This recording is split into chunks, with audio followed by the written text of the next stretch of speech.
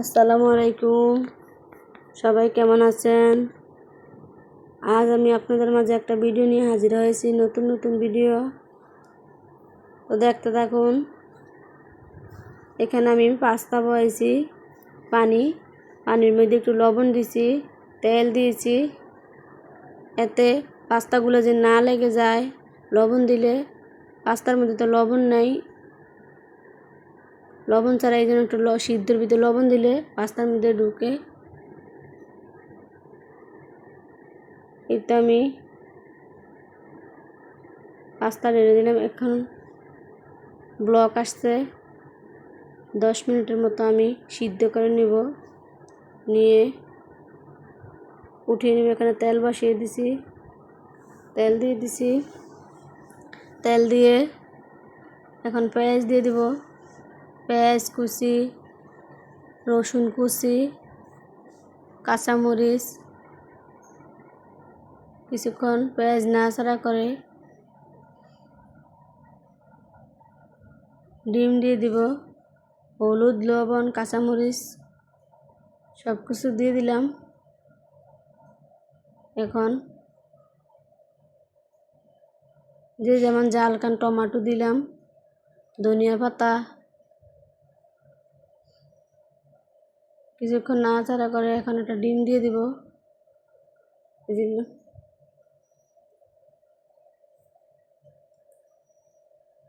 একটা ডিম দিয়ে দিছি। ডিমটা কিছুক্ষণ তেলে ভাজলে এই যে এখন সুন্দর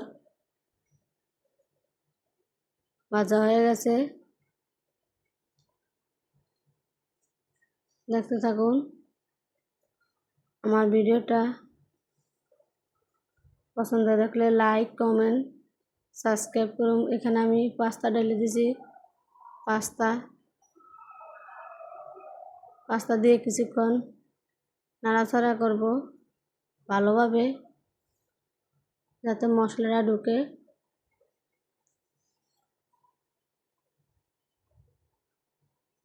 এই যে আমার রান্না হয়ে গেছে। এখানে আমি একটু ম্যাজিক মশলা দিয়েছি, ম্যাগি মশলা, একটু টেস্ট ভালো আসে। এই যে হয়ে গেছে আমার রান্না। একটু ধনে পাতা দিয়ে দিব, ধনে পাতা দিয়ে দিচ্ছি। এখন আমি বাচ্চাদেরকে দিতেছি, বাচ্চারা খেয়ে। এই যে এখানে বাচ্চাদেরকে দিতেছি।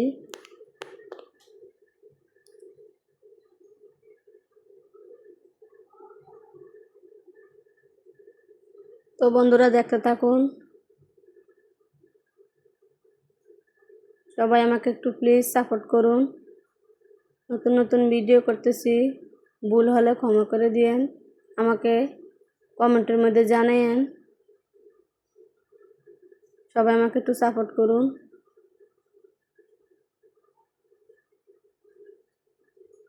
আপনারা বেশি করে সাপোর্ট করলে আমার ভিডিও দিতে আগ্রহ হয়। এখানে আমি ডাইল বোনা করব, মশারির ডাইল। আজকে আমি এভাবে বসাইলাম। কাঁচামরিচ, পেঁয়াজ, রসুন দিয়ে হলুদ,